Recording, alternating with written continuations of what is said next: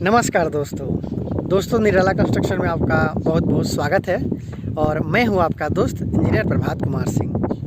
दोस्तों, इस चैनल पे मैं आप लोग के लिए घर बनाने से संबंधित डेली एक वीडियो लेकर आता हूं। तो आज भी एक वीडियो लेकर हाजिर हूं, जिसमें आज मैं आपको 15 फीट बाई 50 फीट मतलब 750 स्क्वायर फीट में बन रहे घर का वॉक थ्रू दिखाने वाला हूं। दोस्तों, वैसे तो मैं इस चैनल पे बहुत सारा घर का जो नक्शा उसे शेयर करता हूं, लेकिन कुछ लोग ऐसे भी होते हैं जिनको नक्शे के द्वारा उतना अच्छे से समझ में नहीं आता है। तो आपको टेंशन लेने की ज़रूरत नहीं है दोस्तों। मैं आपको आज 15 फीट बाई 50 फीट में बन रहे घर का पूरा वॉक थ्रू दिखा देता हूं, जिससे आपको सारी बातें समझ में आएगा। तो चलिए वीडियो को शुरू करते हैं। उससे पहले एक रिक्वेस्ट है दोस्तों कि अभी तक आप मेरे चैनल को सब्सक्राइब नहीं किए हैं तो प्लीज़ सब्सक्राइब कीजिए, क्योंकि मैं आप ही लोग के लिए वीडियो बनाता हूँ, आप ही लोग के हेल्प के लिए मैं यूट्यूब पर आया हूँ। तो चलिए बिना देर के वीडियो को शुरू करते हैं। तो दोस्तों, मैं सारा चीज़ आपको क्लियर करना चाहता हूं इस घर के बारे में। तो सबसे पहले आप देख लीजिए, जो इस घर का साइज़ है वो 50 फीट बाई 15 फीट का है और इसके सामने से रोड गुजरा हुआ है। ये देखिए दोस्तों, ये आपका आने वाला दिन में रोड होगा इस घर के लिए। और बात किया जाए प्लिंथ लेवल का, ये देखिए जो कुर्सी का जो लेवल है वो कुर्सी के लेवल ज़मीन से लगभग 4 फीट आपको ऊंचा रखा गया है, क्योंकि आने वाला दिन में ये जो रोड है रोड बनाया जाएगा तो रोड ऊंचा होता जाएगा। तो इसी को ध्यान में रखते हुए इसे 4 फीट ऊंचा रखा गया है। तो चलिए मैं आपको दिखाता हूं कि किस तरीक़े से इस घर को बनाया जा रहा है। आप बहुत सारा आइडिया ले सकते हैं अगर आप इस प्लॉट के आसपास के एरिया में आप घर बनाने वाले हैं। तो चलिए पहले देखते हैं इसके सामने से। तो इसको सामने में आपको मिल जाती है दोस्तों 3 फीट की गली। ये देखिए 3 फीट की आपको गली मिलती है, जो स्टार्ट पॉइंट से लेकर एंड पॉइंट तक जाता है। आप देख लीजिए, सीधा एक गली आपको देखने को मिलता है। और जो भी आपका घर का डिज़ाइन है बनाया गया, उसे दाहिने तरफ बनाया गया, आपको सीधे में सिर्फ गली देखने को मिल रही है। तो चलिए गली के सहारे हम लोग घर में इंटर होते हैं।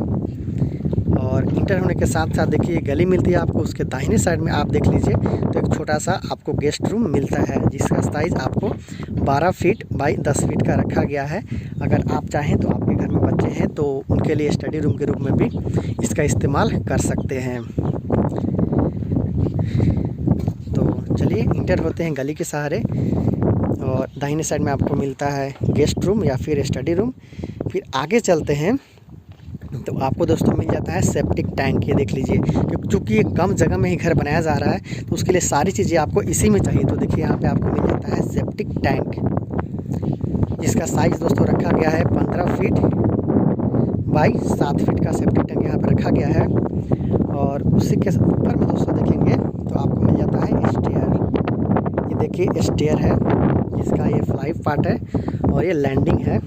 और यहाँ पे जो खाली जगह दोस्तों छूटा हुआ है, ये देखिए सेप्टिक टैंक के ऊपर है जो खाली जगह छूटा हुआ है, उसके दोस्तों पीछे साइड में देखेंगे तो आपको मिल जाता है यहाँ पे टॉयलेट। देखिए यहाँ पे टॉयलेट का काम चल रहा है दोस्तों। ये सीढ़ी रूम का जो लैंडिंग पार्ट है, ये लैंडिंग के नीचे ही यहाँ पे आपको टॉयलेट और बाथरूम बनाया जाएगा। देख लीजिए, कम जगह में आप भी एक अच्छा घर बनाना चाहते हैं तो आप इस डिज़ाइन को फॉलो कर सकते हैं। हालांकि वास्तु के अनुसार, जी हाँ दोस्तों, मैं आपको कंप्लीट जानकारी देना चाहता हूँ, इसलिए बता दूं कि वास्तु के अनुसार सीढ़ी के नीचे जो आपका टॉयलेट और बाथरूम है उसे बनाना उतना शुभ नहीं माना जाता है। तो ऐसा बनाने से पहले एक बार आप पंडित जी से ले लें अगर आप वास्तु को मानते हैं तो। चलिए आगे बढ़ते हैं दोस्तों। तो फिर गली के सहारे आप आगे बढ़ते हैं तो आपको मिल जाता है दूसरा बेडरूम।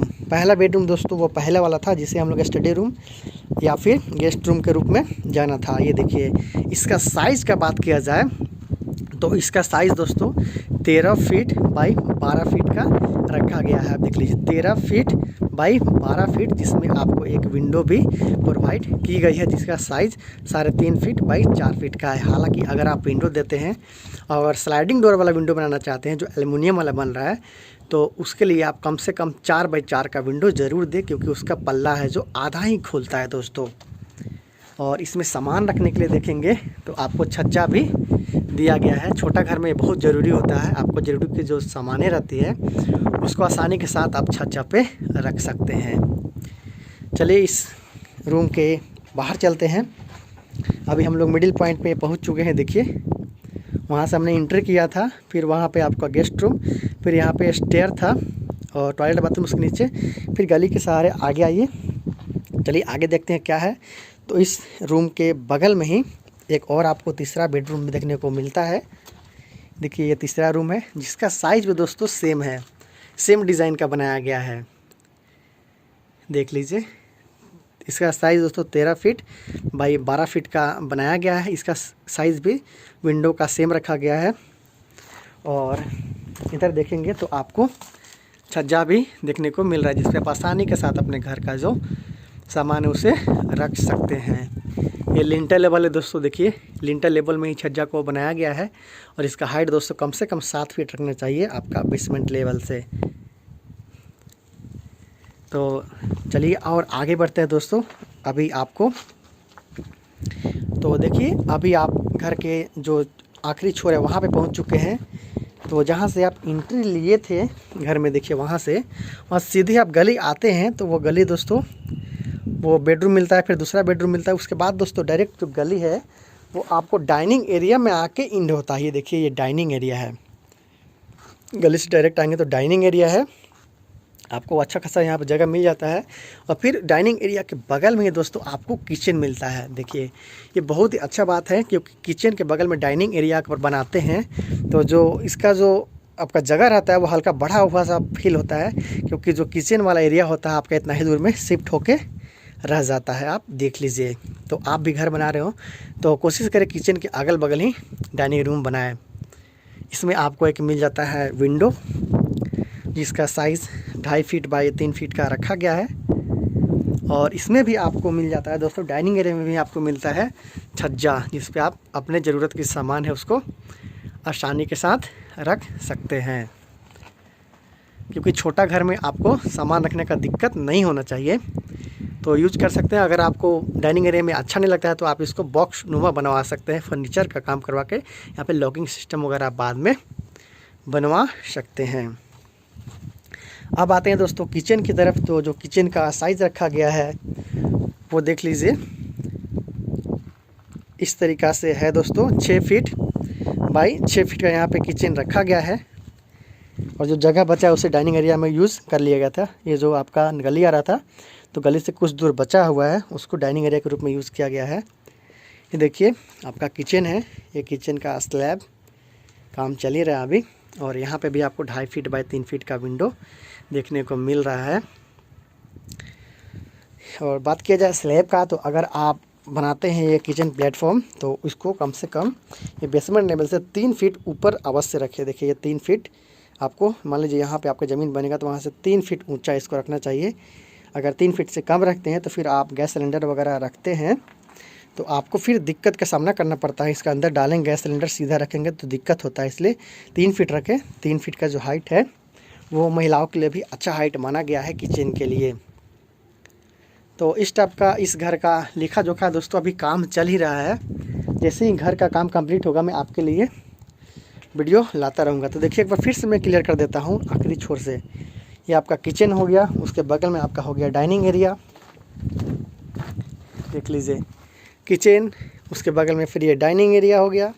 उसके बाद डायरेक्ट गली, ये आपका तीसरा बेडरूम, दूसरा बेडरूम। उसके आगे चलिए तो आपको मिलता है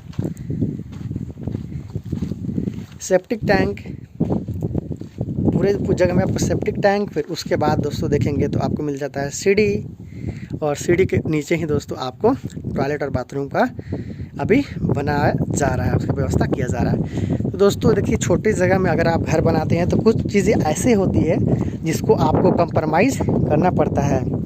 तो उसी में दोस्तों आगे पीछे करके आप एडजस्ट कर सकते हैं, क्योंकि आपको सारी चीज़ें चाहिए एक छोटी से ही घर में।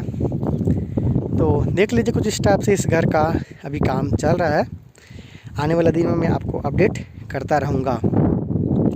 तो दोस्तों उम्मीद है आपको ये वीडियो पसंद आया होगा। अगर वीडियो पसंद आया है और इसी तरह का हाउस टूर आप देखना चाहते हैं तो चैनल को सब्सक्राइब कीजिए, क्योंकि मैं आप लोग के हेल्प के लिए ही डेली एक वीडियो लाता हूँ। तो दोस्तों फिर मिलेंगे अगले वीडियो में, तब तक के लिए प्रभात कुमार सिंह को दीजिए इजाज़त।